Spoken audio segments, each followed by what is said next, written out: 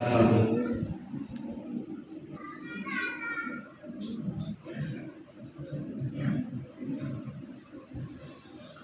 الله الرحمن الرحيم.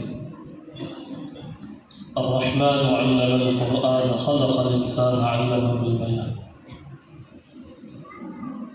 سکھا دو سر کو چلنے کا ہنر ان معصوم بچوں کو. سکھا دو سر کو چلنے کا ہنر ان معصوم بچوں کو.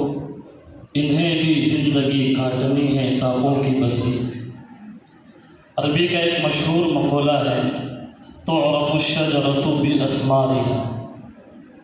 اور سچی بات یہ ہے کہ تقریر سننے کے بعد یقیناً بڑی خوشی ہوئی، اور اس مقولے کا مطلب بھی یہی ہے کہ پھل کو پہچانا جاتا ہے اس کے درخت سے.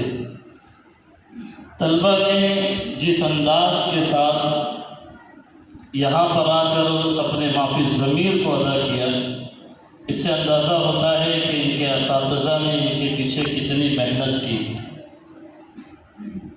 یہاں پر آ کر دو لفظ بول لینا یہ بہت بڑی بات ہے، ورنہ ایسے بہت سے لوگ ہیں دنیاوی اعتبار سے بڑی قابلیت رکھتے ہیں، لیکن اسٹیج پر آ کر بولنا ان کے لیے بڑا محال ہے.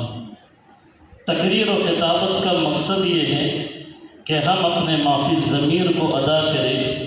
امت میں دین کی دعوت دینے کے لیے تقریر و خطابت یہ بہت مؤثر اور آسان ذریعہ ہے.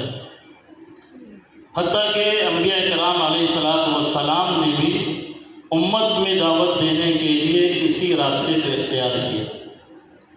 حضرت موسیٰ علیہ السلام کو جب اللہ تعالیٰ نے فرعون کے پاس دعوت دینے کے لیے بھیجا تو چونکہ آپ کی زبان میں لکنت تھی، آپ نے اللہ تعالیٰ سے درخواست کی وَأَخِي هَارُونُ هُوَ أَفْصَحُ مِنِّي لِسَانًا، کہ اللہ میرے بھائی ہارون یہ مجھ سے زیادہ فصیح اللسان ہے، آپ میرے ساتھ ان کو بھیجیے. اس سے بات سمجھ میں آتی ہے کہ دین کی دعوت کو پہنچانے کے لیے تقریر و خطابت اور اپنی بات کو صحیح انداز سے پیش کرنے کا طریقہ ہمارے سامنے ہونا چاہیے.